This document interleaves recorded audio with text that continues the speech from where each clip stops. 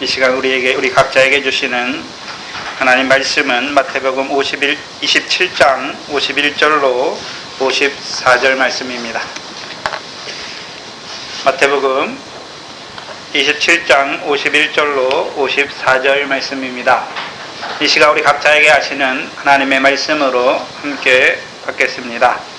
이에 성소 휘장이 위로부터 아래까지 찢어져 둘이 되고 땅이 진동하며 바위가 터지고 무덤들이 열리며 자던 성도의 몸이 많이 일어나되 예수의 부활 후에 저희가 무덤에서 나와서 거룩한 성에 들어가 많은 사람에게 보이니라. 백부장과 및 함께 예수를 지키던 자들이 지진과 그 되는 일들을 보고 심히 두려워하여 가로되 이는 진실로 하나님의 아들이었도다 하더라. 아멘. 마태복음은 아브라함과 다윗의 자손으로 오신 예수 그리스도에 대해서 마태를 통해서 저와 여러분에게 증거해 주십니다. 1장부터 지금 27장까지 우리에게 증거해 주셨습니다. 이제 27장이 다 끝나가는 지금 마태복음을 통해 우리에게 보여주시는 예수님의 생애가 무엇인가? 그렇죠? 예수님의 생애가 무엇입니까? 한마디로 아브라함의 아들로 이 땅에 오셔서 다윗의 아들 곧 유대인의 왕으로 십자가에 죽으시는 것이 예수님의 생애입니다. 그래서 예수님이 육신으로 이 땅에 오신 그 시작과 끝을 우리에게 보여주고 있는 것입니다. 그렇다면 그 예수님의 인생의 그 시작과 끝이 우리에게 의미하는 바가 무엇인가? 아브라함의 자손으로 오셨는데 왜 예수님이 아브라함의 자손으로 오셨는가? 그것이 나와 무슨 상관이 있는가? 또한 예수님의 인생의 마지막이 무엇입니까? 유대인의 왕으로 십자가에 죽으시는데 그것이 나와 무슨 상관이 있는가? 그걸 우리에게 증거해 주는 거예요. 그렇다면 아브라함의 아들로 오신 그리스도가 우리와 무슨 상관이 있습니까? 우리가 아브라함의 아들로 오신 그리스도 안에서 우리가 믿음으로 말미암아 누구 아들이 되는 것입니까? 아브라함의 아들이 되는 것입니다. 그럼 누가 아브라함의 아들입니까? 아브라함의 아들이 됐다는 의미가 무엇입니까? 이삭과 같이 약속을 따라 나왔다. 다른 말로요, 성령을 따라난 자들이 된 것입니다. 곧 이제 그렇다면 성령을 따라난 자들은 그렇죠? 요한복음 3장에 성령으로 나서 하나님 나라에 들어간 것이죠. 그래서 저와 여러분이 아브라함의 자손으로 오신 그리스도로 말미암아 우리가 이제 어떤 자가 됐습니까? 하나님 나라 백성이 된 것이죠. 저와 여러분 지금 대한민국이라는 나라에 살고 있잖아요. 그렇죠? 그러면 이 대한민국이라는 나라가 영원합니까? 아니죠. 저와 여러분은 물론 육신적으로는 이 대한민국이라는 나라에 살고 있지만 그렇죠? 우리 누구 백성입니까? 주의 택함을 받은 하나님 나라의 백성인 것이죠.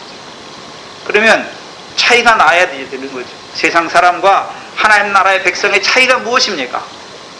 세상 사람들은 하나님 나라를 보지 못하니까 여전히 세상에 있는 것을 기뻐하고 그것을 구하기 위해서 사는 것이에요. 저와 여러분은 하나님 나라 백성이니까 이제요 하나님의 나라와 그의 의를 구하는 자로 살아가는 것이죠. 이 아브라함의 자손으로 오신 그리스도께서 우리에게 이루신 거예요. 이제 저와 여러분이 세상에 살지만 그 세상에 무엇을 얻기 위해서 사는 것이 아니라 아버지 하나님께서 갚으시는 상이 있는 그 나라와 의를 구하는 자로 살아가는 것이죠. 그게 저와 여러분의 이 땅에 살아가는 삶의 의미입니다. 믿음 안에서 우리의 인생의 의미가 무엇입니까? 그 나라와 의를 구하는 자로 살아가는 것이죠. 그렇죠? 그래서 그 나라와 의를 구하는 자로 부부 생활도 하는 거고 자녀도 낳는 것이고 자녀도 기르는 것이고 직장에 가서 일하는 것이죠. 육신에 속한 자로 육신의 자녀를 낳아서 기르는 것이 아니라 이제 내가 하나님의 자녀인 것을 알고 또 하나님께서 우리를 통해서 나를 통해서 그 자녀를 이 땅에 보내어 주셨어요. 그 자녀들도 하나님 나라의 백성으로 살아가게 하십니다. 그것이 우리의 인생의 의미예요. 그렇다면 다윗의 아들 곧 유대인의 왕으로 십자가에 죽으시는 그 예수님의 마지막은 우리하고 무슨 상관이 있습니까? 왜 죽습니까? 왕인데. 왕의 백성을 위해서 죽는 것이죠. 그 나라와 의를 구하는 자들을 위해서 또 죽으시는 그 왕의 십자가를 우리에게 보여주시는 것입니다. 그래서 그 왕이 죽으심으로 우리에게 이루어 주신 것이 무엇입니까? 아브라함의 자손인 우리를 붙들어 주시는 것이죠. 그게 히브리서 2장 14절로 15절입니다. 히브리서 2장 14절로 16절이죠. 신약 355페이지입니다.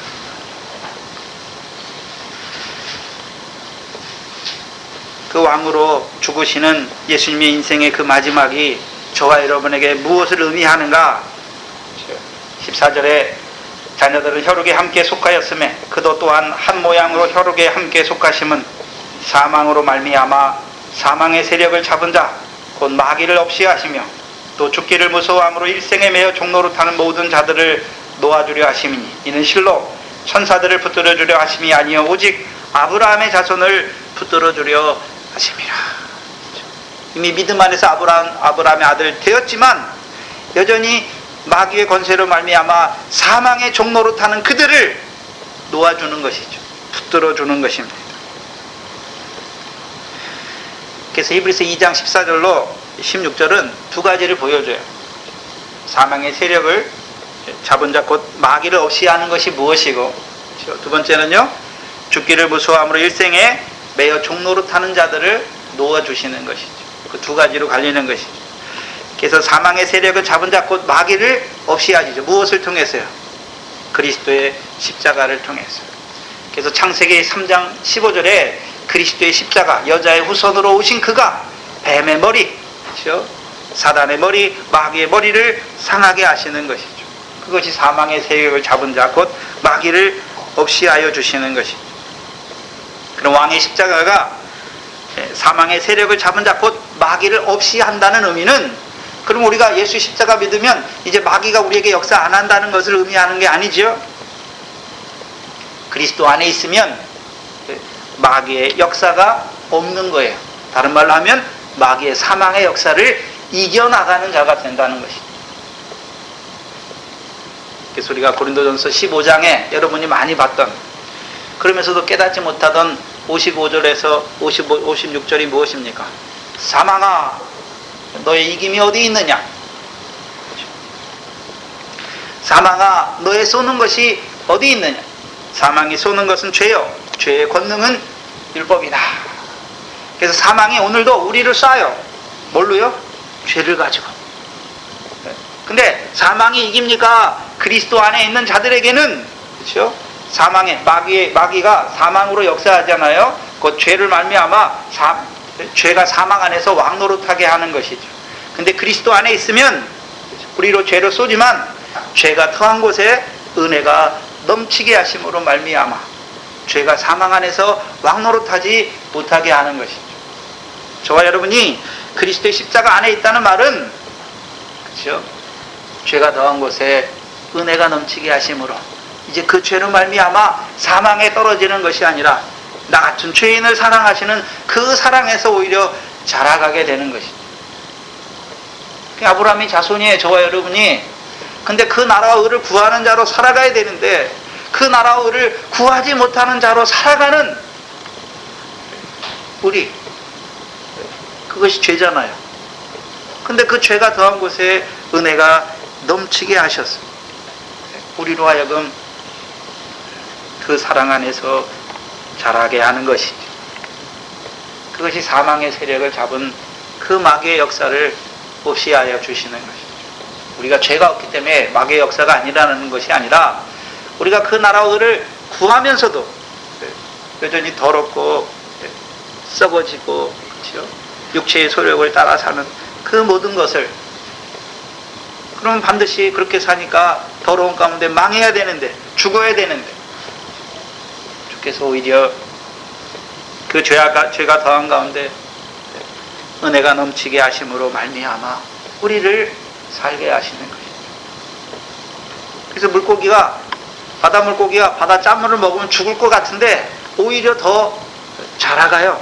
우리가 죄를 지으면, 예수 믿고서도 죄를 지으면 점점 더 뒤로 물러가 침륜에 빠지거나 망해야 될 것 같은데, 오히려 우리가 죄를 물먹듯이 짓지만 그 죄로 말미암아 죽는 것이 아니라 오히려 나 같은 죄인을 사랑하시는 그 사랑에서 더욱 자라게 하시는 것이죠. 그게 그리스도의 십자가예요. 그것을 로마서에는 뭐라고 말씀합니까? 시온에서 오시는 구원자로 말미암은 구원이 우리에게 임했다라고 하는 것이죠. 곧 야곱에게서 경건치 않은 것을 없이 하는 것이죠. 그것을 약속이다라고 말씀하십니다.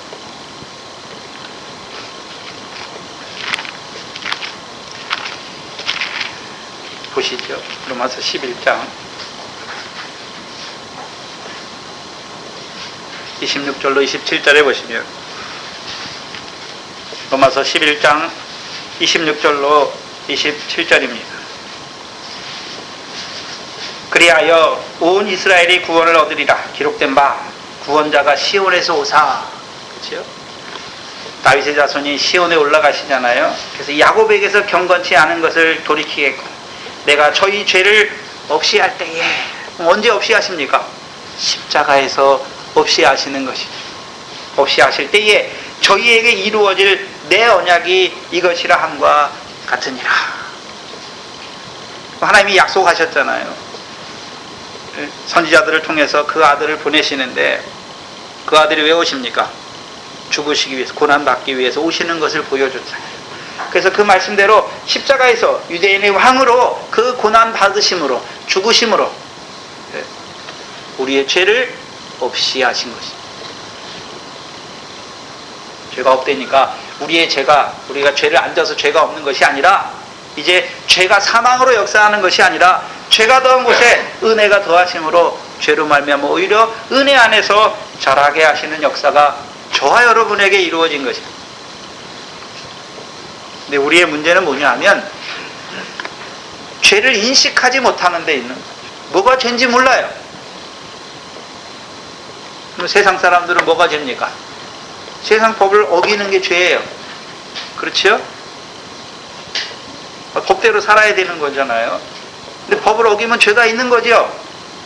근데 오늘날 대부분 많은 사람들이 어떻습니까? 죄를 져놓고도 뻔뻔해요. 그렇죠? 그럴 수도 있지. 내가 무슨 죄를, 그렇게 죽을 만한 죄를 졌냐고. 나보다 더 큰 죄를 진 사람도 많다고. 자기 죄를 보면서 내가 그랬구나, 내가 잘못했구나 하는 그런 마음을 품기보다, 남들도 다 하는데. 세대가 악해졌잖아요. 세대가 악해져서 그래요. 자기 죄를 인정하지 않아요. 근데 문제는 그 세상 사람의 풍조가 하나님의 백성 안에도 똑같이 들어와 있어요. 저와 여러분이 무슨 세상 죄를 집니까? 아니죠. 저와 여러분이 하나님의 말씀을 따라 살지 못하는 게 죄인데, 하나님의 백성은 하나님의 말씀대로 살아야 되는 거죠. 거룩하게 살아야 되는 것이죠. 근데 그렇게 살지 못해요. 근데 그렇게 살지 못하는 것을, 그럴 수도 있지. 어쩌다 보면 그럴 수도 있지. 내가 어떻게 말씀을 다 따라 살아? 죄를 죄로 인식하지 못해. 그래서 자기는 하나님의 백성이라고 그러면서요, 살기는요, 하나님의 말씀대로 살지 않아요. 그러니까 오늘 한국교회가 이렇게 되는 것이죠. 목사들이 죄가 뭔지를 나타내지 않아요. 왜? 교인들이 죄를 싫어하니까. 자꾸 당신은 죄인이다, 이런 게 죄다 라고 하면, 우리 어떻습니까? 당신 이거 잘못해서 이게 죄야 하라고 다 싫어하는 거잖아요. 싫어해. 당신 잘했습니다. 집사님 잘했어요. 올려주면 좋아하고. 죄가 없어요. 죄를 책망하는 말씀이 없어요. 그래 망해, 하나님 백성. 죄가 죄인 줄 몰라서 망하고, 죄를 지면서도 뻔뻔해요. 남들도 그러는데, 권사님도 그러는데 나도 그럴 수 있지. 저와 여러분이 죄를 알지 못하니까. 나의 죄를 위해서 죽으신 그 십자가 앞에 나가지 않는 거예요. 그래서 13장 10절에 우리가 어디에 나가야 됩니까? 우리의 제단에, 우리의 죄물 대신 그리스도께 나가야 되는 것이죠. 그리스도께 누가 나갑니까? 그리스도의 십자가 앞에 누가 나가나요? 죄인이 나가는 거죠. 구약의 성막에 누가 번제드리러 갑니까? 하나님의 말씀으로 죄가 깨달아진 자들이 가는 것이죠. 그래서 오늘도 여러분 어떤 마음으로 왔습니까? 네? 내가 한 주간 살았지만 하나님의 말씀대로 살지 못해요. 하나님, 내가 하나님의 말씀 받으면서도 그렇게 살지 못한 나를 용서하여 주시옵소서. 그런 마음으로 나오는 것이죠. 상하고 통회하는 심령으로 나오는 거예요. 그 문제는 오늘날 하나님의 성전에 나오는데 바리새인처럼 나오는 거예요. 하나님, 나는 1회에 2번씩 금식하고 11조를 내고 모두 하고 저 사람과 같지 않다. 나는 하나님 앞에 의롭다. 내가 하나님 앞에 할 만큼 했다. 그렇게 나와요.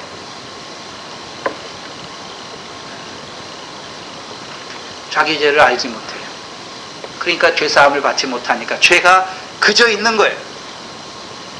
하나님은 그리스도를 통해서 우리의 죄를 사해 주시길 원하는데 하나님의 백성들은 죄가 죄인 줄 모르니까, 죄사함 받지 못하니까 그 죄가 자라나 사망으로 역사하니까 결국 사망 가운데 죽은 자로 사는 거예요.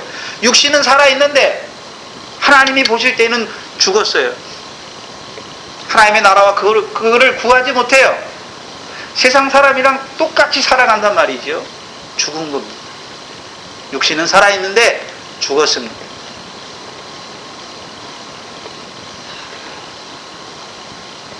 오늘도 우리가 어디에 나오는 것입니까?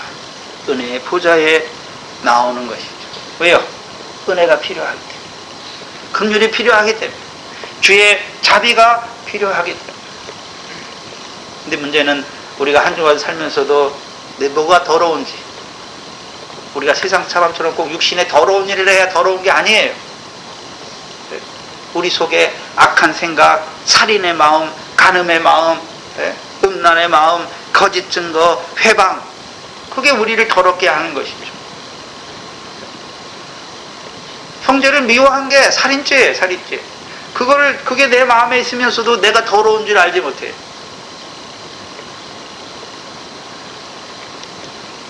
한 주간 동안 여러분의 마음에 어떤 생각이 왔다 갔다 했습니까? 하나님의 백성이면서도 세상 거 좋아라 하고 세상 연락을 즐기고 더러운 거, 쇠해지는 거, 썩어지는 거, 그거를 따라, 그거를 기뻐했으면서도 그게 죄인지 모른단 말이죠. 그게 좋아요, 여러분이. 근데 주께서 우리의 미련함을 아시니 다시금 우리를 불러주셔서 우리 안에 내가 죄인인 것을 깨닫게 하시는 것이죠. 그래서 오늘도 그리스도의 십자가 앞에, 그 은혜의 보좌 앞에 조금의 죄라도 깨닫게 하셔서 그 은혜와 긍휼을 받는 자로 우리를 세워가시는 것이죠. 그래서 그 언약이 저와 여러분에게 이루어진 거예요. 지금 이루어진 거죠. 그 언약이 이루어졌으니까 오늘도 내 죄를 사하실 주 앞에 나온 거죠. 이것이 우리가 이번 달 요절로 외우는, 그렇죠? 이 산은 내 피로 세운 새 언약이다. 너희를 위하여 붓는 것이다.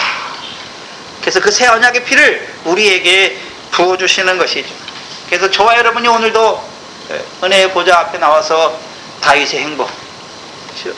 불법이 사하심 받고 죄가 가리움을 받는 그 복을 받는 자로 살아가는 거예요. 그래서 그리스도의 십자가는 우리에게 복 주시는 거예요. 복이 임하게 하시는 것이죠. 우리의 불법과 우리의 죄를 사하여 주셔서 우리가 죄인임에도 불구하고 그 하나님 앞에, 영광의 하나님 앞에 나올 수 있는 그 복을 우리에게 주신 거예요. 저와 여러분이 그 복을 받은 거예요. 무슨 세상 복, 무슨 건강의 복, 육신의 복, 그 복을 받은 게 아니라 다윗의 복을 우리에게 주신 것입니다. 누구를 봐야 됩니까? 다윗의 자손으로 오셔서 죽으신 그리스도의 십자가를 볼 때 그 다윗의 복을 저와 여러분이 누리는 것입니다. 그게 새 언약의 첫 계명 안에 살아가게 하시는 것이죠. 이제 구원받은 자들에게 이 십자가, 그리스도의 십자가가 하나님의 능력이지요. 왜 능력입니까? 가서 내 죄를 자백하기만 하면 어떻게 합니까? 은혜를 부어주시니까, 사해주시니까. 우리가 죄가 아무리 많더라도 가서 자백하기만 하면 우리 죄를 사해주십니다. 그게 저와 여러분의 능력입니다.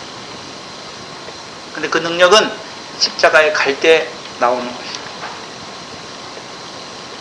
예수님의 십자가에서 6번째 말씀, 가상 7원의 6번째 말씀이 무엇입니까?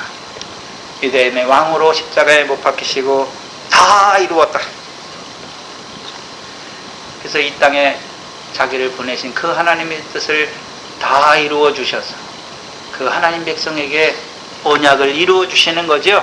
그들의 죄를 없이 하시는 것입니다. 저와 여러분이 오늘 그 언약의 백성으로 살고 있는 것이죠. 그리고 다 이루시고 이제 어떻게 하십니까? 세상을 떠나가시는 거예요. 세상을 떠나가는 거예요. 저와 여러분은요, 주님의 언약 안에 살다가 우리도 다 이루면요, 이 세상을 떠나는 것입니다. 그럼 주님의 인생만 이 땅에 왔다가 이 땅을 떠나 아버지께로 가는 것입니까? 저와 여러분의 인생도 하나님께로 보내심을 받아서 이 땅에 왔다가 우리는요, 그리스도로 말미암은 그 언약의 백성으로 살다가 우리도 다 이루면 우리도 육신을 벗고 이 땅을 떠나는 것이죠. 저와 여러분은 인생이란 정해진 경주를 사는 거예요. 영원히 사는 것이 아니라 끝이 정해져 있어요.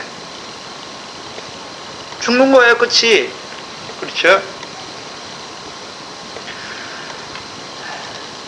여러분, 세상의 모든 문학이나, 그렇죠? 동화, 특별히 동화 보면 어떻습니까? 어떤 공주가 왕자를 만나서 행복하게 살았더라. 끝이 없어요. 행복하게 살다가 끝은 어떻습니까? 원래는 죽어야 되잖아요. 네? 이 세상은 희극이 없어요. 행복이 없어요. 끝에는 다 비극이에요. 다 죽어요. 행복하게 살았는데 뒤에 죽는 거예요. 근데 그걸 안 가르쳐 주는 거예요. 네? 세상의 학문의 맹점이 뭐냐 하면 인생의 마지막이 무엇인지를 가르쳐 주지 않아요. 행복하게 살았더라. 그러니까 사람들이요, 자기도 행복하게 살라고 그렇게 하는 거예요. 근데 인생의 마지막이 무엇입니까? 행복하게 살지만 죽는다라는 것이죠. 죽는다라는 거예요. 그래서 지혜가 뭡니까? 내가 죽는 것을 아는 게 지혜예요. 내 인생이 끝날 때가 있다는 것을 아는 것이 지혜입니다. 우리 젊은 예찬이나 예은이, 쟤들이 무슨 죽음을 생각하겠습니까? 이 세상에 살 날이 창창한 것 같지요. 그러나 죽어요. 네? 예찬이 예은이도 나이가 들면, 그렇죠? 노인이 될 거고 기운이 지나서 하나님이 오라 하시면 인생이 끝나는 거예요. 죽는 거예요. 근데 죽는 것이 저와 여러분에게 비참한 것이 아니죠. 왜요? 우리가 세상만 봤다면 이 세상이 끝나니까 죽음이 두려운데, 예수님처럼 영원히 돌아가는 것이죠. 돌아가면 끝나는 거예요. 예수님이 부활이죠. 부활이 있기 때문에 우리가 죽기를 무서워하는 자가 아니에요. 저와 여러분이. 부활이 없으면 무섭죠. 우리도. 죽으면 어떻게 되나? 죽으면 다 끝인가? 그런데 그리스도의 부활이 우리에게 가져오는 확신이 무엇입니까? 우리도 죽으면 끝이 아니라 부활하는구나. 그래서 죽기 때문에 부활시켜주는 것이 아니라 그 부활을 위해서 잠깐 육신의 죽음도 두신 거예요. 그 믿음 안에 들어가면 이제 죽기를 무서워해서 종로로 타는 자가 아니에요. 누가복음 12장에 어리석은 부자는 왜? 소출이 많아지니까요, 그 영혼이 평안히 쉬자. 소유가 많아지면 자기 영혼이 온전한 줄 알아요. 안 죽을 줄 아는 거죠. 근데 다 죽어요. 다 죽어. 그것만 알아도, 인생의 끝이 무엇인지만 알아도 이렇게 살지는 않을 거죠. 특별히 우리 예수 믿는 사람들, 자기는 안 죽을 줄 알아요. 근데 다 죽어요. 여러분 조상들이 죽었고, 여러분의 부모가 죽었고, 또 이제 내가 나이 들거나 중간에 병이 들어서 죽을 수도 있는 것이. 죽는다는 거예요. 그걸 알지 못해요. 그걸 인식하지 못해요. 자기의 문제로 고민하지 못해요.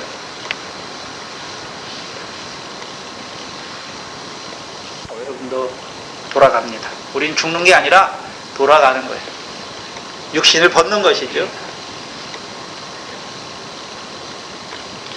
오늘 본문은요, 주께서 돌아가신 후에 이루어지는 일을 저와 여러분에게 보여주십니다.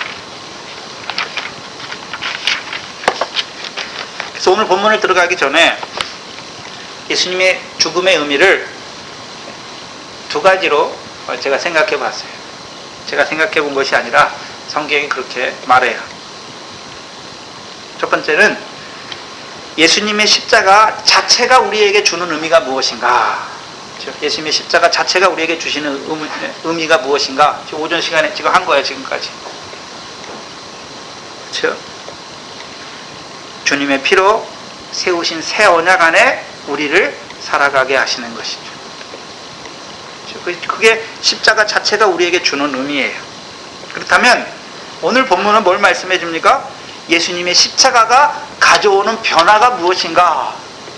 십자가 자체가 의미하는 게 무엇이고, 또한 그 십자가로 말미암아 우리에게 이루어가는 변화가 무엇인가? 그것을 나타내 주십니다. 다르게 말하면 지금까지 가상칠언을 통해 그 십자가가 우리에게 어떤 의미가 있는가, 그 십자가 자체가 주는 의미를 보여준 거라면, 이제부터는요, 그 십자가로 말미암아 이제 우리를 어떻게 변화시키는가, 어떤 변화가 일어나는가, 그걸 보여주시는 거예요. 그러면서 51절이 시작되는 것이죠. 이에 성소 휘장이 위로부터 아래까지 찢어졌다. 오늘 오전과 오후에 이 말씀 하나를 주실 겁니다. 우리말 성경에는 잘 표현되어 있지 않지만 헬라어 성경에는 뭐라고 시작하냐면 카이이두라는 단어로 시작해요. 카이이두. 카이는 그런데, 그리고, 접속사라는 개념이고, 이두라는 것은 보라, 보아라, 그런 보아라. 예수 십자가로 말미암아 이제 이루어질 것을 우리에게 보여주시는 거예요. 보라 말씀하는 거죠.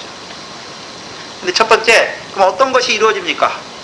성전 휘장이 찢어지고요, 두 번째는 땅이 진동하고, 세 번째는 바위가 터지고, 무덤들이 열리고, 자던 성도의 몸이 많이 일어나 예수의 부활에 저희가 무덤에서 나와서 거룩한 성에 들어가 많은 사람에게 보이는 것, 그걸 보여주세요. 그럼 예수 그리스도가 십자가의 죽으심으로 이제 어떻게 변화됩니까? 성전 휘장이 찢어지고 땅이 진동하고 그런 걸 보여주시는 거예요. 근데 우리가 여기서 질문을 하나 더 던져야 되는 것은, 그럼 누구에게 보여주시는가 하는 거예요. 누구에게 보여주십니까? 보라 했으니까 그 보는 게 누가 봅니까? 마지막에 제자들은 십자가에 없어요. 지금 사도 요한만 있고 나머지 제자들은 다 도망갔지요? 없어요. 54절에 누가 봅니까? 백부장과 및 함께 예수를 지키던 자들이 지진과 그 되는 일들을 보고 심히 두려워하여 가로되 이는 진실로 하나님의 아들이었도다 하더라. 누구에게 보여주십니까?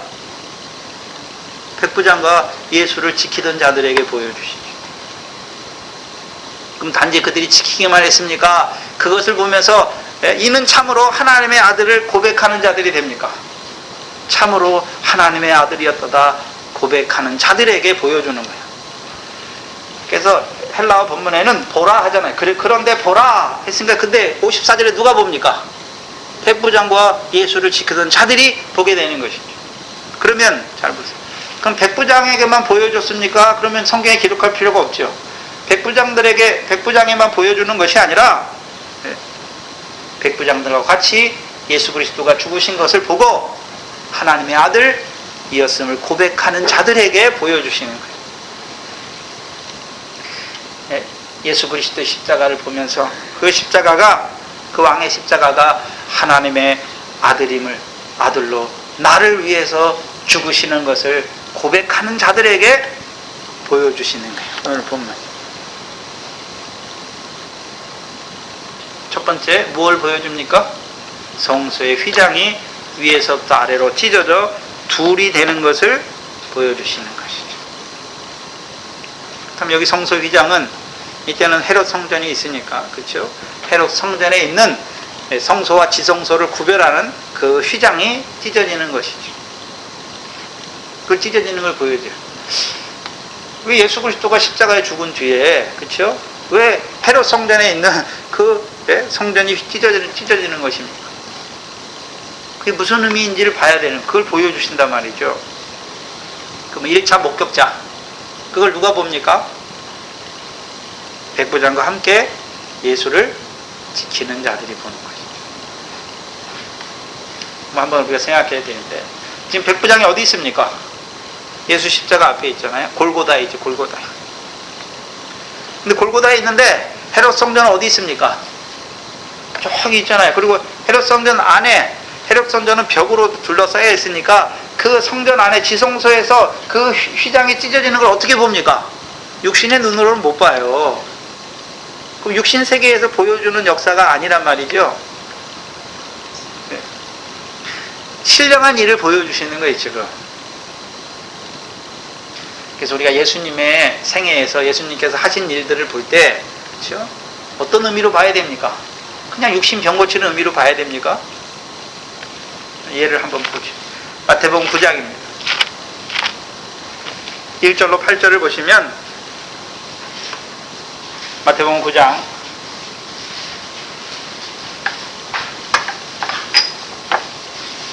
1절로 8절을 보면, 여기 중풍병자가 나오죠. 그렇죠? 근데 중풍병자를 4명이 데려오잖아요. 그렇죠? 근데 예수님께서 중풍병자의 믿음이 아니라 그 4명, 침상에 들고 오는 그 4명의 믿음을 보시고 중풍병자에게 2절에 뭐라고 합니까? 소자야 안심하라, 내 죄사함을 받았느니라. 그러니까 서기관들이 3절에 서기관들이 속으로 이르되 이 사람이 참남하다. 왜요? 하나님만 죄를 사야 하는데 네가 뭔데 죄를 사야, 이 생각을 하는 거죠. 예수께서 그 생각을 아시고 가라사대 너희가 어찌하여 마음에 악한 생각을 하느냐. 그게 악한 생각이죠. 악한 생각을 한다 그러죠. 그리고서 뭐라 합니까? 내 죄사함을 받았느니라 하는 말과 일어나 걸어가라 하는 말이 어느 것이 쉽겠느냐. 어느 것이 쉽겠습니까? 원래는 죄사함이 어려워요. 더, 그렇죠? 근데 죄사하는 것은 그게 보입니까? 안 보입니까? 저 사람이 죄를 사함 받았다 안 받았다 그걸 판단할 수가 없잖아요. 그러니까 이 바리새인들 어떻게 합니까? 당연히 말하겠죠. 일어나 걸어가는 게 어렵지요. 왜요? 걸어갈 수 없으니까. 그렇죠? 근데 예수님께서 병을 고치는 것은 그냥 육신의 병만 고치기 위해서 일을 하는 것이 아니라 죄사함을 통해서 병이 고치는 것을 보여주려고 일어나 내 자리를 걸어가라 그러잖아요. 그럼 걸어가는 것이 무엇을 받았다는 의미입니까? 죄사함을 받았기 때문에 걸어가는 거죠. 그럼 예수님께서 이 땅에 오셔가지고 병을 고쳤는데 그냥 육신의 병만 고치기 위해서 그걸 행한 것입니까? 신령한 역사, 죄사함의 권세가 있는 것을 보여주시려고 병을 고치신 것입니까? 근데 문제는 교회들이 예수님 믿으면 어떤 병에 걸렸는지 난다. 병 고치는 예수만 전하는 거잖아요. 병 고치는 예수. 그게 다른 예수예요, 다른 예수.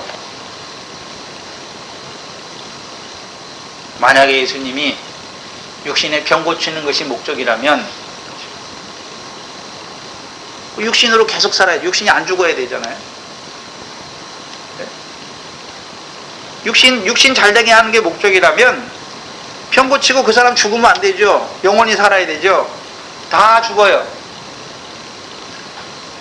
라사로 살림받았는데 죽어요. 그럼 육신적인 것을 보여주시는 것입니까? 신령한 역사를 보여주시기 위해서 그 일을 행하는 것입니까? 신령한 역사를 보여주는 거죠. 표적이죠, 표적. 예수가 하나님의 아들 그리스도임을 믿게 하시는 표적으로 보여주시는 거죠. 근데 어떤 하나님의 아들입니까? 죄를 사하는 하나님의 아들인 것을 보여주는 거죠.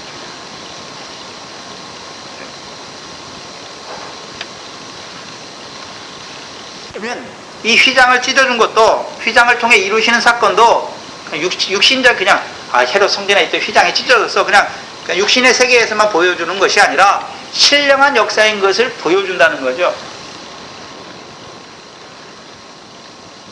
그렇다면 여기서 이제 하나 더 나가야 되는데, 그러면 휘장을 찢는데 그걸 누가 찢는 것입니까? 누가 찢는 것입니까? 예수님이 십자가에 죽었고, 그렇죠? 헤롯 성전의 휘장은 저기 있잖아요. 휘장을 찢는데 휘장이 어디서부터 찢어집니까? 밑에서부터 찢어집니까? 위에서부터 찢어집니까? 휘장의 높이가 18m예요. 휘장의 높이가 18m예요. 밑에서 찢었으면 사람이 찢는 거죠. 사람이 행하는 일인데 위에서부터 찢었죠. 누가 하시는 일입니까? 하나님께서 이루시는 그 역사를 보여주시는 것이죠. 근데 하나님이 휘장을 찢으시는데 언제 찢습니까? 예수님이 이 땅에 마리아의 몸을 입고 이 땅에 올 때 휘장을 찢습니까? 십자가에 죽으신 다음에 찢습니까? 죽으신 다음에 찢잖아요. 그렇죠? 그러면 그 십자가의 의미가 뭘 의미하는지를 먼저 봐야 되는 것이죠. 근데 마태와 마가에서는요, 예수님이 죽으시고 운명하시고 성전 휘장이 찢어진 걸 보여주시죠. 근데 누가복음에서 또 다르게 보여줘요. 누가복음 23장입니다. 누가복음 23장 44절로 46절을 보시면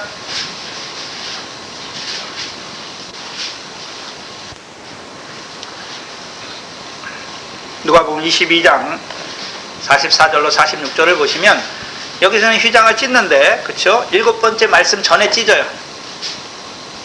44절에 때가 제6시쯤 되어 해가 빛을 잃고 온 땅에 어둠이 임하여 제9시까지 계속하며 성소의 휘장이 한가운데가 찢어지더라. 예수께서 그 찢어진 다음에 예수께서 큰 소리로 불러 가라사대 아버지여 내 영혼을 아버지 손에 부탁하나이다 하고 이 말씀을 하신 후 운명하시라. 그리고 백부장이 그 된 일을 보고 하나님께 영광을 돌리죠. 그러면 3시간 어두움 후에 예수님께서 무슨 말씀하십니까? 엘리 엘리 라마 사박다니 나의 하나님 나의 하나님 어찌하여 나를 버리셨나이까? 그럼 아버지께서 하신 일이 무엇입니까? 그 아들을 버리신 거죠. 그 아들을 버리신 거예요. 그거를 우리가 히브리서 2장 9절에서 뭐라고 했습니까? 죽음의 고난을 받으셨다.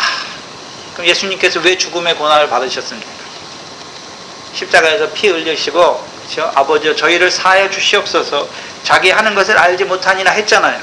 근데 왜 또 죽음의 고난, 그 어둠이 임한 것은 예수님이 죽음의 고난을 받으신 거잖아요. 왜 죽음의 고난을 왜 받으십니까? 그러면 우리가 죄를 지면 죄 사함 받으면 끝납니까? 죄로 말미암은 진노와, 그렇죠? 저주가 있습니까? 저주가 있어요. 우리가 받아야 할 진노와 저주를 주께서 지신 것이죠. 주께서 우리의 모든 진노와 우리의 저주를 지시고 죽음을 맛보신 거예요. 그 다음에 뭐가 찢어지는 것입니까? 휘장이 찢어지는 것이죠. 그래서 하나님께서 그 아들을 진노와 저주에 내어주신 것이죠. 그 아들을 버리신 거죠. 버리심으로 보여주는 역사가 뭡니까? 성전 휘장이 찢어졌다는 거죠. 그런데 그럼 성전 휘장이 찢어졌다는 이제 이 의미가 뭘까요? 히브리서 10장 이하죠. 10장. 히브리서 10장입니다. 백성이 예수 그리스도께서 이 땅에 오시고 십자가에 죽으시기까지는 10장 1절에 뭘 따라 제사합니까? 율법을 따라. 그렇죠? 10장 1절에 히브리서 10장 1절 율법은 장차 좋은 일에 오는 좋은 일에 그림자요 참 형상이 아니다. 그렇죠? 그럼 율법을 그림자로 말하잖아요. 근데 그림자인데 아무것도 없는 그림자입니까? 참 실제가 있는 그림자입니까? 실제가 있는 그림자잖아요. 근데 율법 시대에는 실제가 오기 전까지는 율법을 따라 하나님 백성이 하나님께 나가서 제사 드리죠. 그렇죠? 히브리서 10장의 구조가 뭐냐면 율법을 따라, 율법이 그림자예요. 오는 좋은 일의 그림자인데, 그래서 율법 시대에는 하나님 백성이 율법을 따라 하나님 앞에 제사를 드렸어요. 근데 문제는 뭐냐면 3절에 보시면, 그러나 이 제사들은 해마다 죄를 생각하게 하는 것이 있나니 이는 황소와 염소의 피가 능히 죄를 없이 하지 못함이니라. 죄를 없이 하지 못하는 거죠. 그러므로 5절에, 그러므로 세상에 임할 때에 가라사대 하나님이 제사와 예물을 원치 아니하시고 오직 나를 위하여 한 몸을 예비하셨다. 그래서 예수님께서 오신 거예요. 한 몸으로. 그렇죠? 그래서 전체로 번제와 속죄제는 기뻐하지 아니하시네. 짐승으로 드리는 걸 기뻐하지 않는다는 것이죠. 이에 내가 말하기를 하나님이여 보시옵소서. 두루마리 책에 나를 기록한 것 같이 내가 하나님의 뜻을 행하러 왔나이다. 예수님께서 이 땅에 왜 오셨습니까? 하나님의 뜻을 행하러 온 거죠. 하나님의 뜻이 뭡니까? 10절이죠.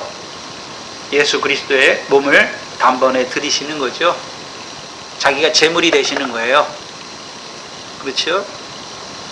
이제 하나님 백성이 양이나 소를 가지고 보이는 성전에서 가서 제사하는 것이 아니라 하나님이 그 아들 한 몸을 예비하셔서 그를 통해서 우리의 죄와 우리의 모든 진노와 저주를 받게 하심으로, 그렇죠? 우리가 이제 거룩함을, 죄를 없이 하심을 입는 거죠.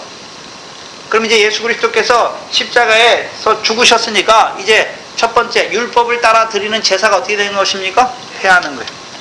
그래서 휘장이 찢어졌다는 첫 번째 의미가 무엇입니까? 그리스도께서 죽으심으로 이제 율법을 온전케 하셨어요. 패했다는 의미는 율법의 제사, 참 것이 왔잖아요. 그럼 율법의 제사를 패하고 예수 그리스도의 제사로 바뀌는 그걸 보여주는데, 패했다는 의미는 뭐냐면 그림자를 따라 예배했잖아요. 근데 실제가 왔어요. 그럼 그림자는 이제 어떻게 됩니까? 없어지는, 그만 드려야 되는 거죠. 그래서 하나님 그리스도의 몸 안에서 예배하는 자가 돼야 되는 거죠. 그런 개념에서 패했다는 의미는, 그렇죠? 완전케 하신 거죠. 율법을 따라 제사 드릴 때는 불완전하잖아요. 온전치 못해요. 그러니까 죄가 계속 생각나요. 죄를 없이 하지 못해요. 그래서 그리스도께서 오셔서 참 실제, 그림자로 드리는 그 참 실제, 그림자가 아니라 이제 참 형상이 오셔서 어떻게 합니까? 온전케 하셨어요. 그래서 전에는 우리가 율법을 따라 드릴 때는 온전치 못했어요. 하나님 백성이. 근데 그리스도께서 오심으로, 율법에 증거하신 하나님의 의가 오심으로 우리를 어떻게 하십니까? 온전케 하신 거예요. 거룩함을 입은 자가 되게 하신 것이죠. 저와 여러분이 이제, 그렇죠? 죄가 없다는 것은 이제, 그럼 예수 믿으면 이제 아무 죄가 없다는 것이 아니라, 그렇죠? 죄가 사망의 역사를 이루는 권세가 없단 말이죠. 이제 그리스도 안에 있으면 우리가 어떤 자가 됩니까? 우리 죄를 가지고 나가서 자백하기만 하면 주께서 어떻게 하십니까? 사해 주시는 거예요. 그러니까 죄가 더한 곳에 은혜가 넘치게 하는 것이죠. 전에는 마귀가, 그렇죠? 그 사망의 역사를 이루기 위해서 죄로 우리를 쏘잖아요. 그래서 율법의 죄는 거의 다 어떻게 합니까? 죄 지면 정죄하여 죽이잖아요. 근데 예수 그리스도가 오면, 그렇죠? 구약에서는 가늠 많은 여자 어떻게 했습니까? 돌로 쳐 죽였는데 예수님은 죽이라 합니까? 예? 죄 없는 자가 돌로 치라 해서, 그렇죠? 죽이지 않잖아. 오히려 사해 주잖아요. 예수의 십자가는 자기 백성을 저희 죄에서 구원하는 거죠. 뭐라고요? 자기 백성을 저희 죄에서 구원하는 거죠. 근데 하나님 백성이 믿음에 따라 죄가 다르죠. 믿음에 따라 죄가 다르잖아요. 내가 옛날에 예수 안 믿을 때는 하나님 믿지 않는 게 죄예요. 그게 세상 죄예요. 근데 예수 믿을 때 그 죄가 사함 받았죠. 그럼 광야에서는 뭐가 됩니까? 그리고 이제 물세례 받고서 예수 믿고서 하나님 백성으로 살아가는데 광야에서 뭐가 됩니까? 떡으로만 사는 게 죄예요. 하나님을 원망하는 게 죄예요. 시험하는 게 죄란 말이죠. 하나님 백성인데도 마귀가 주는 천하만국의 영광을 가지고 사는 게 죄예요. 우리가 그때 그걸 죄를 잘 모르잖아요. 근데 말씀을 듣다 보니까 하나님 백성은 육신을 위하는 떡으로만 사는 것이 아니라 여호와 입에서 나오는 말씀으로 사는 줄 알게 될 때, 아, 이게 죄구나. 죄를 자백하면 어떻게 됩니까? 사해. 그럼 이제 어떤 자가 됩니까? 하나님의 말씀으로만 사는 자가 되는 거죠. 없는 자가 됐단 말이죠. 우리가 전에는 육신의 양식만 양식인 줄 알았는데, 이제는 하나님의 말씀이 내 생명의 양식인 걸 알게 된 거죠.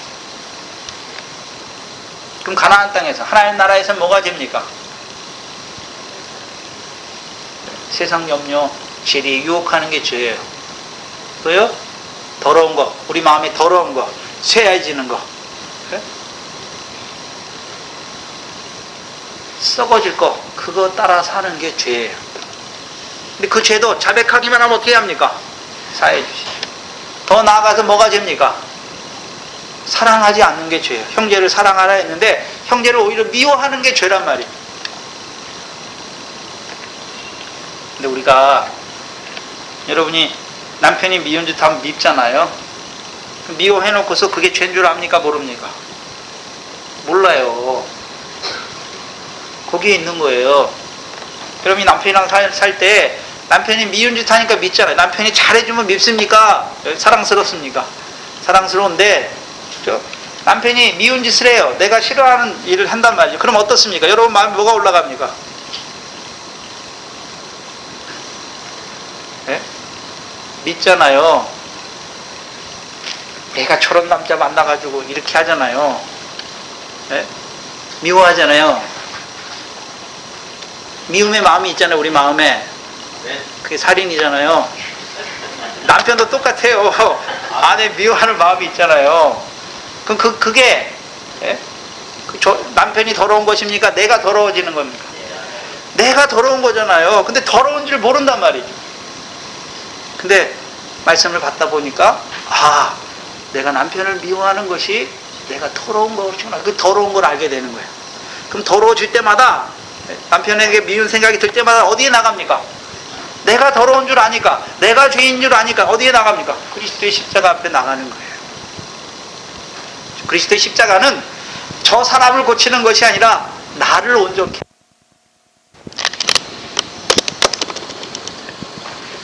그 아내 남편이 괜히 있는 게 아니에요. 우리 속에 더러운 게 뭔가 보여주세요. 물론 사랑하기도 하시지만, 그렇죠? 우리가 사랑 안에 있지 못할 때에는 내가 더러운 자라는 걸 항상 보여줘요.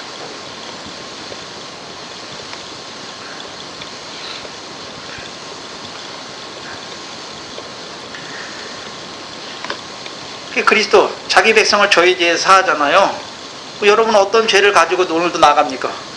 그 죄를 가지고 나갈 때 믿음에 따라서 달라요. 어떤 죄를 가지고 나가느냐?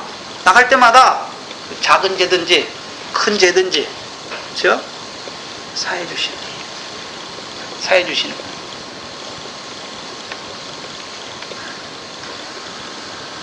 그게 특별히 이제 누가복음을 통해서 보여주는 새 언약이죠. 새 언약. 새 언약을 위하여 흘리는 피잖아요. 너희를 위하여 붓는 것이죠. 그래서 우리가 새 언약을 받았어요. 그렇죠? 주께서 나를 사랑하는 것 같이 나도 이제 형제를 사랑해야 되는데 사랑하지 못하는 그 죄를 위하여 흘리시는 그 피, 그게 다윗의 자손, 왕으로 오신 그리스도의 십자가죠. 그게 십자가가 주는 첫 번째 의미죠.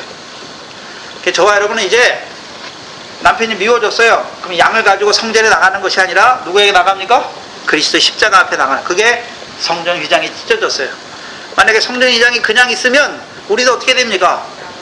죄가 깨달아지면 양을 가지고 하나님 앞에 가서 양의 피를 가지고 제사해야 돼요. 근데 저와 여러분은요, 이제 그리스도 안에서 하나님 앞에 내 죄를 가지고 은혜의 보좌 앞에 나가는 거죠. 그게 첫 번째예요. 휘장이 갈라지게 하신 거죠. 율법을 따라 드리는 제사를 폐했어요. 이제 율법을 완전케 하신 그리스도 안에서 하나님 앞에 나아가는 자가 된 거죠. 저와 여러분이 하나님 앞에 나올 때 양을 가져온 게 아니잖아요. 그리스도께서 내 죄를 위해서 죽으신 걸 믿는 마음으로 내 죄를 고백하는, 자백하는 자가 되는 거죠. 그래서 하나님께서 제일 기뻐하시는 것은 여러분이 무슨 뭘 하고 그런 걸 기뻐하는 게 아니에요.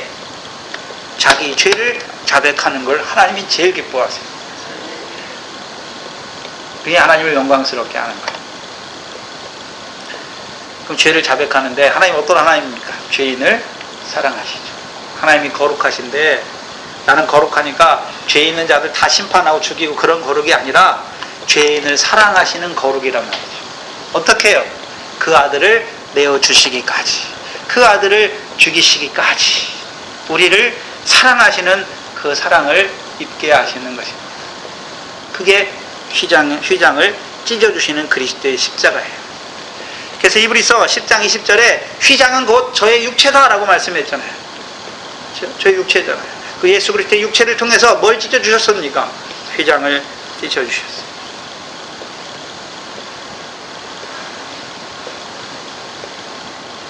이제 그리스도 안에서 우리가 거룩함을 입은 자가 되는 것이죠. 그래서 그리스도의 십자가가 믿어진 자들, 저와 여러분이 믿어졌잖아요. 그럼 죄에서 구원받았죠. 죄 사함 받았단 말이죠. 네. 다른 말로 하면 예수 그리스도의 육체로, 그리스도께서 육체로 죽으심으로 휘장이 찢어진 것을 보는 자들, 저와 여러분이 보잖아요. 그럼 죄 사함 받잖아요. 이제 그리스도의 피를 믿음으로 죄 사함 받는 자들이죠. 그렇죠? 받는 우리에게 이제 그 휘장을 통해서 열어주신 길이 있어요. 히브리서 10장 19절 이하죠.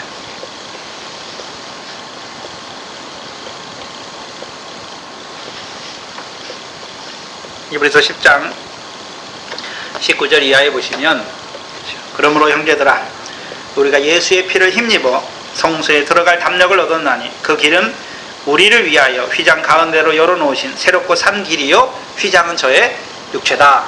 그럼 저의 육체를 통해서 그리스도께서 죽으심으로 휘장을 열어놓아서 이제 우리가, 저와 여러분이 어디로 갑니까? 휘장 가운데로 열어놓는 산 길로, 새롭고 산 길로 나가는 자가 되는 거예요. 그게 두 번째 의미예요. 그래서 그리스도께서 휘장을 찢었다는 것은 이제 율법을 따라 드리던 그 제사가 아니라 그리스도 안에서 제사드림으로 거룩함을 입은 자가 되게 하셨을 뿐만 아니라 그 피는 이제 우리에게요 휘장을 가운데로 열어놓으신 새롭고 산 길로 우리를 나아가게 한단 말이죠. 그리스도의 십자가 피는 하나인데 두 단계로 역사해요. 두 단계로. 그리스도의 십자가 우리를 거룩함을 입게 하잖아요. 그럼 우리가 십자가의 피로 거룩함 입었어요. 그러면 또 피가 필요 없습니까? 또 피가 필요합니까? 그걸 단적으로 진짜 우리가 확실하게 보여주는 게 뭡니까? 우리가 그리스도가 죽은 걸 믿지요. 그러면서 우리가 여전히 그리스도의 피에 또 참여하는 자가 돼야 되는 거죠. 그리스도의 십자가를 믿어요. 그럼 믿었으니까 이제 믿으면 다 됐습니까? 그리스도의 피에 참여한 자로 살아가는 것입니까? 그리스도의 피에 늘 참여한 자로 살아가는 거예요. 그게 새롭고 산 길로 나가는 거예요. 그리스도의 피는 우리의 죄만 사해주는 것이 아니라 이제 우리를 새롭고 산 길로 나아가게 하는 그 피를 우리에게 보여주신단 말이에요. 그렇다면 휘장 가운데로 열어놨지요. 새롭고 산 길로 나아가는 자들은 이제 어디로 나아갑니까? 휘장 안에 뭐가 있습니까? 지성소에 뭐가 있습니까? 지성소에 뭐가 있나요? 법궤가 있잖아요. 법궤. 근데 법궤만 있나요? 법궤는 두 부분으로 나누잖아요. 궤가 있고 뚜껑이 있잖아요. 뚜껑이 뭡니까? 속죄소라고 그러죠. 속죄소. 뭐라고요? 속죄소라고 그러잖아요. 속죄소. 그 속죄소 밑에 뭐가 있습니까? 법궤가 있는 거예요. 법궤가. 속죄소 밑에 법궤가 있잖아요. 이제 어디로 나갑니까? 속죄소로 나간단 말이죠. 법궤 앞에 나가는 자가 되는 거예요. 무슨 소리냐면, 대제사장이 1년에 1차씩 피를 가지고 지성소에 들어가죠. 들어가서 이제 피를 어디다 뿌립니까? 두 군데 뿌려요. 두 군데. 첫 번째는요, 휘장에 뿌리잖아요. 휘장에. 그럼 휘장에만 뿌립니까? 속죄소 위에도 뿌립니까? 속죄소 위에도 뿌려요. 그 두 가지 의미를 말하는 거란 말이죠. 그럼 휘장에 뿌린다는 말은 뭡니까? 이제 참 제사장이 오시면 그가 죽으심으로 그의 피로 뭘 열어주시는, 휘장을 찢어주셔서 우리를 어디로 들어가게 하십니까? 지성소에 들어가게 하는 거예요. 그럼 지성소에는 뭐가 있습니까? 속죄소가 있잖아요. 그러면 그 속죄소는 피가 필요 없습니까? 그 속죄소 위에도 피를 뿌려야 됩니까? 그 속죄소 위에도 피를 뿌려주는 것입니다. 그래서 21절에 보시면 히브리서 19장 21절에 휘장을 열어두셔서 새롭고 산 길로 나아갔더니 거기 누가 있습니까? 하나님의 큰 집을, 하나님의 집 다스리는 큰 제사장이 계시잖아요. 그렇죠? 하나님의 집 다스리는 큰 제사장이 계시잖아요. 자, 뭘 말씀하냐면 예수 그리스도께서 십자가에 죽으셨죠. 뭘로 죽으셨습니까? 제사장으로 죽으셨잖아요. 우리의 제사장으로 죽으셨어요. 그럼 십자가에서 제사장 죽었으니까 이제 제사장의 역할이 끝났습니까? 부활하셔서 하늘에서도 대제사장입니까? 하늘에서도 대제사장이죠. 그럼 오늘 하늘에서 대제사장으로 계신 주께서, 그럼 대제사장은 제사를 드리려면, 죄를 사하는 제사를 드리려면 뭐가 필요합니까? 오늘도 피가 필요하죠. 그래서 그 대제사장이 22절에 뭐 합니까? 우리 마음에 뭐를 뿌려줍니까? 우리가 마음에 피 뿌림 받잖아요. 그러면 우리가 피를 뿌리는 것이 아니라 누가 우리에게 뿌려주니까, 우리 마음에 뿌려주니까, 누가 뿌려줍니까? 대제사장이 우리에게 뿌려주잖아요. 근데 어디에 뿌려줍니까? 마음에 피 뿌리는 게 보입니까? 여러분 마음이 보이나요?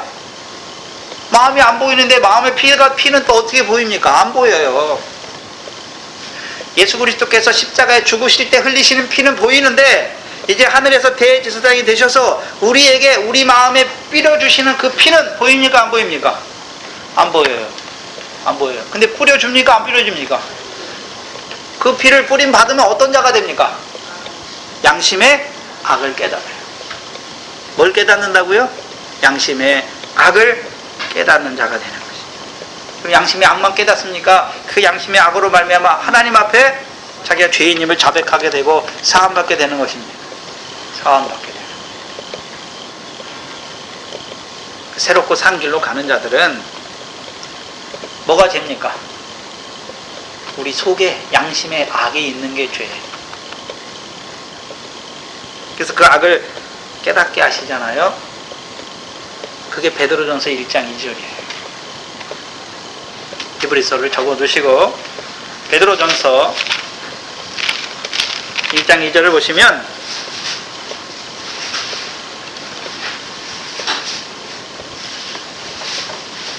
여기 핏뿌림이 나오는 거예요. 핏뿌림. 2절에 나그네, 우리가 나그네죠? 나그네는 어떤 자들은 왜 나그네라고 그럽니까? 하나님 아버지의 미리 아심을 따라 성령의 거룩하게 하심으로 순종함과, 그럼 나그네 됐다는 것은 이제 하나님이 아셨어요. 아심을 따라 성령의 거룩하게 하심으로 순종하는 삶을 살아가야 되는 게 나그네예요. 두 번째는요, 예수 그리스도의 핏뿌림을 얻기 위한 나그네. 우리 나그네에게 그러면 하나님께서 뭐 하십니까? 예수 그리스도의 피를 뿌려주시는 거죠. 어디에 뿌려주십니까? 우리의 마음에 뿌려주셔서 양심의 악을 깨닫게 하세요. 그 베드로전서에서 양심의 악은 무엇입니까? 우리가 부활의 산 소망을 바라보면서도 썩어지고 더럽고 쇠해지는 것을 따라 사는 우리의 양심을 보여주신단 말이죠. 더러운 걸 보여주시는 거죠.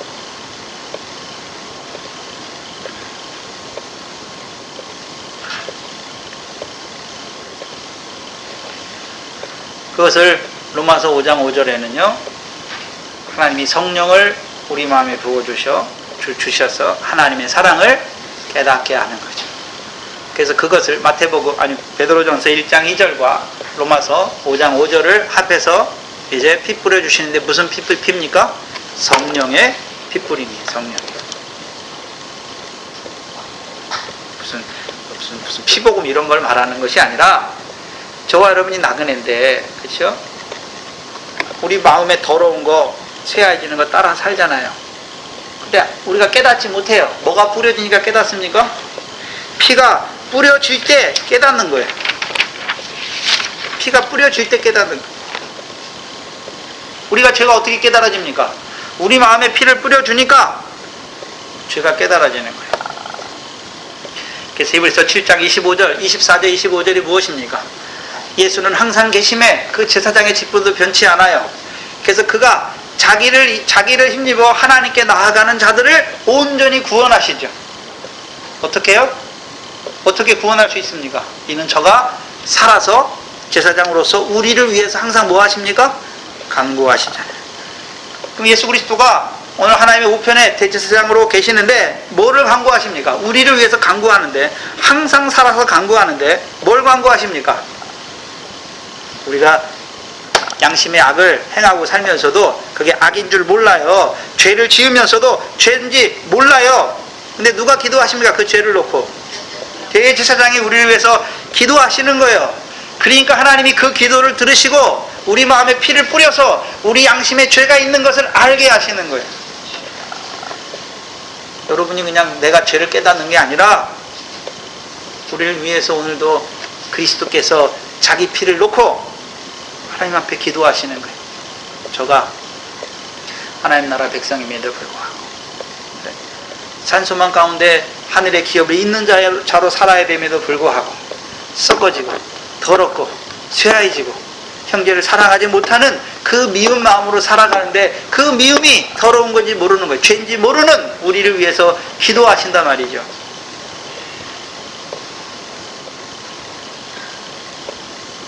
그래서 하나님께서 성령으로요 그 핏부림 주셔서 우리의 양심의 악을 깨닫게 하시는 거예요.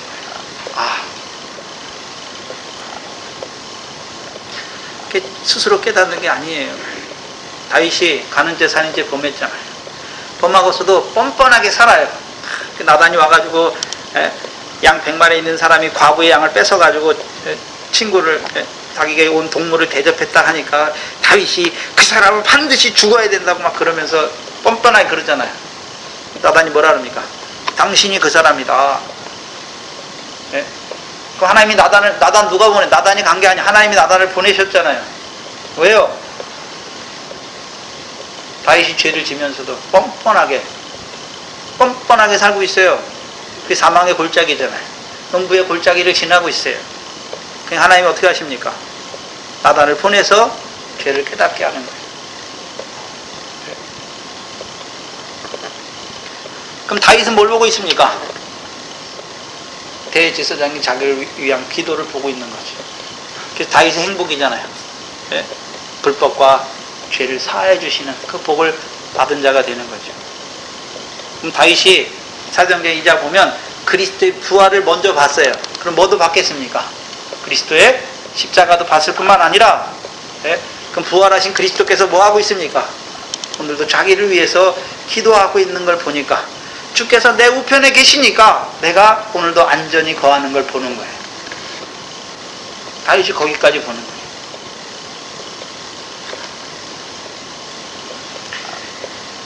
그럼 이 피가 우리 마음에 뿌려지면 양심의 악을 깨닫으면서, 그럼 양심의 악만 깨닫습니까? 이제 양심의 악을 깨닫는 자들이 몸을 맑은 물로 씻는 것입니까?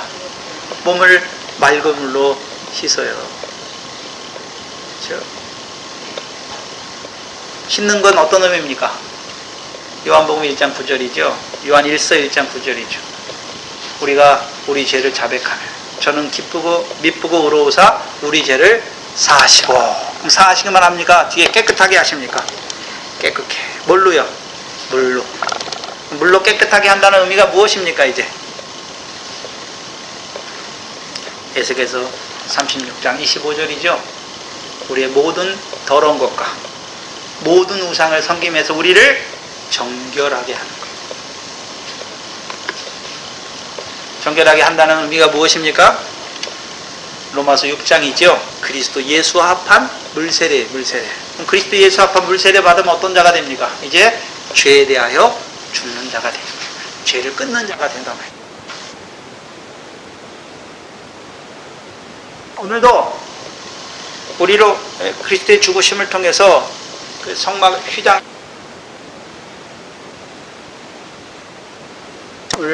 맑은 물로 씻어 주셨어요. 마음은 어떤 마음이 참 마음입니까? 온전한 믿음은요? 어떤 자가 온전한 믿음? 거룩함 입었잖아.